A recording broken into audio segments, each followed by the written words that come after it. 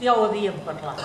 Ara, a mi la meva mare no em va preguntar el que jo volia fer, si volia estudiar o treballar. No vull marxar de l'escola, m'agrada estudiar. Filla, amb el teu sou no anirem tan justos. I no compta el que jo vull. No. Les dones deien que el que li passava és que es feia gran i que aquests mals es curaven casant-se i tenint criatures. Ens protegíem les unes de les altres, sobretot quan venia un homenot d'aquells, els quals es agradaven les seves primeres guixudes perquè es posaven vermelles. Tu! Vine aquí!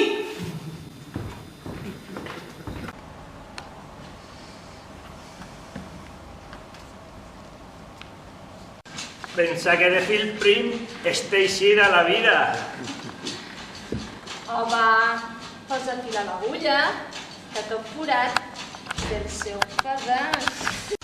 Aviat, si no podré parlar amb qui vulgui. Qui havia de ser amb el meu home?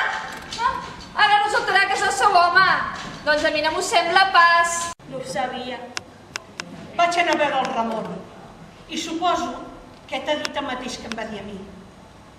Si vols més hores, hauràs de deixar-te.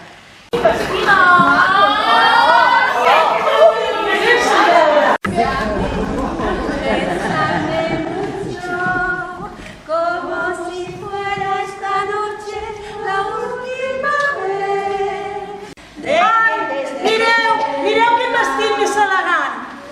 Ja m'hi veig ballant. El ball del fanalet amb el Miquel. Cony, si no sé ballar.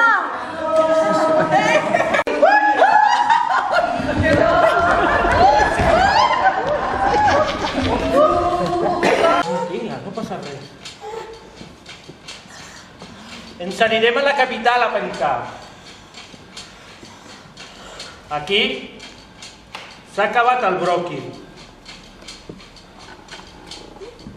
Perquè sabia que jo l'ajudava. Clar, la gent jove havíem d'ajudar la gent gran. Era l'hivern i el gris opac dels vidres despoava tristesa.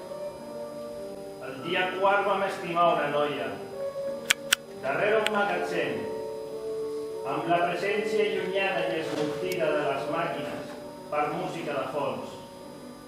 Feia un vent càlid i ella era tan dolça i acollidora com una ombra.